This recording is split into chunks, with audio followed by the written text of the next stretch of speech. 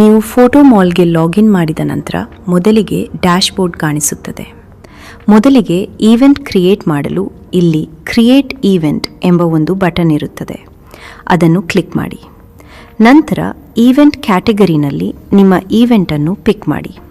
ಉದಾಹರಣೆಗೆ ನಾನು ವೆಡ್ಡಿಂಗ್ ಪಿಕ್ ಮಾಡುತ್ತಿದ್ದೇನೆ. ಆಮೇಲೆ ಬ್ರೈಡ್ ಮತ್ತು ಗ್ರೂಮ್ ಹೆಸರು ಎಂಟರ್ ಮಾಡಿ ಸಬ್ಮಿಟ್ ಕ್ಲಿಕ್ ಮಾಡಿ. ಈಗ ಸೈಡ್ ಮೆನುನಲ್ಲಿ ಫೋಟೋ ಸೆಲೆಕ್ಷನ್ ಮೇಲೆ ಕ್ಲಿಕ್ ಮಾಡಿ. ಅಲ್ಲಿ ಕ್ರಿಯೇಟ್ ಫೋಟೋ ಸೆಲೆಕ್ಷನ್ ಎಂಬ ಬಟನ್ ಇರುತ್ತದೆ. ಅದನ್ನು ಕ್ಲಿಕ್ ಮಾಡಿ. ಆಮೇಲೆ ಕ್ರಿಯೇಟ್ ಫೋಲ್ಡರ್ ಎಂಬ ಪಾಪಪ್ ಬರುತ್ತದೆ. ನೀವು ಫೋಟೋ ಸೆಲೆಕ್ಷನ್ಗೆ ಬೇಕಾದಂತೆ ಫೋಲ್ಡರ್ ನೇಮ್ ಕೊಡಬಹುದು. ಉದಾಹರಣೆಗೆ ನಾನು ಕ್ಯಾಂಡಿಡ್ ಎಂದು ಕೊಡುತ್ತಿದ್ದೇನೆ.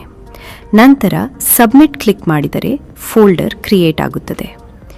ಈಗ ಕೆಳಗೆ ಸ್ಕ್ರೋಲ್ ಮಾಡಿ ಅಪ್ಲೋಡ್ ಇಮೇಜಸ್ ಕ್ಲಿಕ್ ಮಾಡಿ ಕ್ಯಾಂಡಿಡ್ ಫೋಲ್ಡರ್ಗೆ ಬೇಕಾದ ಫೋಟೋಸನ್ನು ನಿಮ್ಮ ಲೋಕಲ್ ಫೋಲ್ಡರ್ನಿಂದ ಪಿಕ್ ಮಾಡಿ ಅಪ್ಲೋಡ್ ಮಾಡಿ. ಅಪ್ಲೋಡ್ ಆದ ನಂತರ view photo selection button click ಮಾಡಿ ಅಪ್ಲೋಡ್ ಮಾಡಿದ ಇಮೇಜಸನ್ನು ನೋಡಬಹುದು. ಮುಂದೆ ಹೋಮ್ಗೆ ಹೋಗಿ. ಇದೇ ರೀತಿ ನೀವು ಎಷ್ಟು ಫೋಲ್ಡರ್ಸ್ ಬೇಕಾದರೂ ಕ್ರಿಯೇಟ್ ಮಾಡಬಹುದು.